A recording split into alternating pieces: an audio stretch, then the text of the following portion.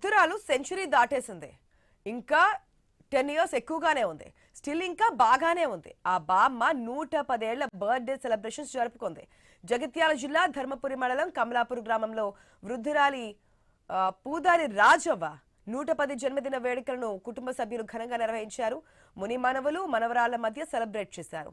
తమ అమ్మమ్మ ఇంకా 10 నుంచి 15 సంవత్సరాలు తమతో ఉండాలని ఆశిస్తున్నట్లుగా మనవరాలు చెప్పారు. ఇప్పటికీ షుగర్, బీపీ లాంటి సమస్యలు వృద్ధురాలికి రాలేదని చెప్పారు. మా అమ్మ చనిపోయింది 27 సంవత్సరాల కింద. కానీ ఇంకా కూడా మా అమ్మమ్మ ఉన్నది. నాకు 2 మనవలు పుట్టిర్రు. నా కొడుకులకు కూడా కాన్పయింది. 3వ మనవలు చూసింది బిడ్డోళ్ళని ఈమె. కానీ ఇంకా బతకాలనుకుంటున్నాం కానీ ఆమె ఎప్పుడు గట్లనే లొల్లి పెట్టుకుంటే ఇంకా మమ్మల్ని తిడుతుంది. 15 ఏళ్ళు బతికినా మాకేం ఆస్తి రాదు కానీ మేము బాగానే మంది ఉన్నాం మనవలం మనవరంలో.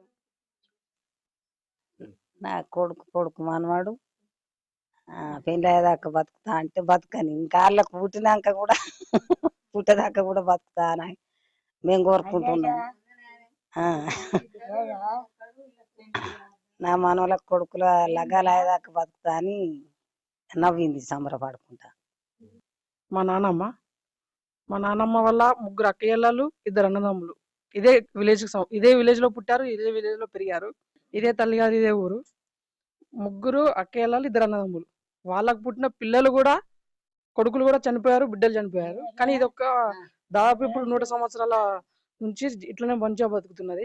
నిన్న 110 సంవత్సరాల పుట్టినరోజు కూడా మేము కుటుంబ సభ్యులందరం కలిసి గ్రాండ్ గా చేయడం జరిగింది.